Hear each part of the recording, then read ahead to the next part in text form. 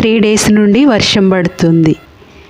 అందుకు ఇది వరకు కొమ్మలు తీసుకువచ్చి నాటినవి ఇప్పుడు అవి వేర్లు వచ్చి ఇలా మొక్కల్లాగా తయారయ్యాయి. వాటిని నేను ఇప్పుడు ఈ కుండీలలో మార్చుతున్నాను. వర్షం వచ్చినప్పుడు చక్కగా ఇలా కుండీలలో మొక్కలు నాటుకోవడం వల్ల త్వరగా వాటి వేర్లు మట్టిలోకి స్ప్రెడ్ అయ్యి మొక్క బాగా ఎదుగుతుంది. ఎండగా ఉన్నప్పుడు ఇలా మొక్కలు తీసి నాటడం వల్ల అవి తొందరగా నాటుకోకపోగా అవి చనిపోయే అవకాశం ఉంది. అందుకు వర్షం పడ్డప్పుడే ఇలా మొక్కలు తీసుకొని నాటుకోవాలి. అది మందార మొక్క, ఇదేమో స్పైడర్ ప్లాంట్. ఒక స్పైడర్ ప్లాంట్ చిన్నది తీసుకొచ్చి నాటాను. వాటి చుట్టుపక్కల చిన్న చిన్నవి వచ్చాయి. నేను వేరే పాట్లో మళ్ళీ నాటుతున్నాను. ఇది మల్లె మొక్క, సన్నజాజి అంటారు కదా అవి. ఇది బాగా ఇలా వాడిపోతుంది. దీన్ని గుబురుగా పెంచుదాం అనుకుంటున్నాను. అందుకని దీన్ని కట్ చేస్తున్నాను.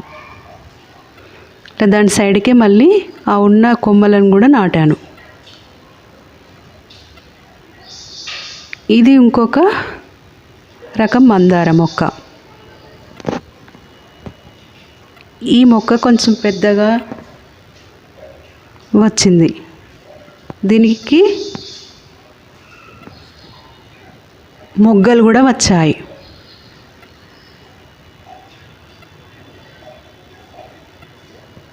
నేను ఫస్ట్ భూమిలో మొక్కలకి ఉన్న సైడ్ కొమ్మలని కట్ చేసి నాటాను.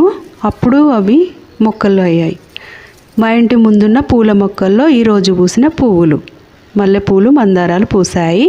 మీషో యాప్లో శంకు పుష్పాల విత్తనాలు 90 రూపీస్కి 25 విత్తనాలు వచ్చాయి. ఇవి సన్ఫ్లవర్ సీడ్స్ వాళ్ళు ఫ్రీగా ఇచ్చారు. ఇదేమో వర్మీ కంపోస్ట్ ఫ్రీగానే ఇచ్చారు. ఇవి 4 colours, pink, yellow, white, orange, blue, 5 కలర్స్కి 25 pieces, 5 pieces ఇచ్చారు. నేను ఇందులో కోకో పౌడర్ వేసి మట్టితో మొత్తం ఇలా గుల్లగా తయారు చేసి ఆ విత్తనాలు వేస్తున్నాను.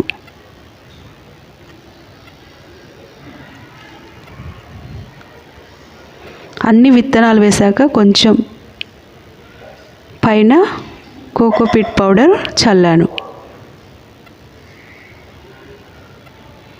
ఇది వాళ్ళు ఇచ్చిన వర్మీ కంపోస్ట్ పౌడర్ను కూడా కొంచెం కొంచెం చల్లి పక్కకుండనిచ్చాను.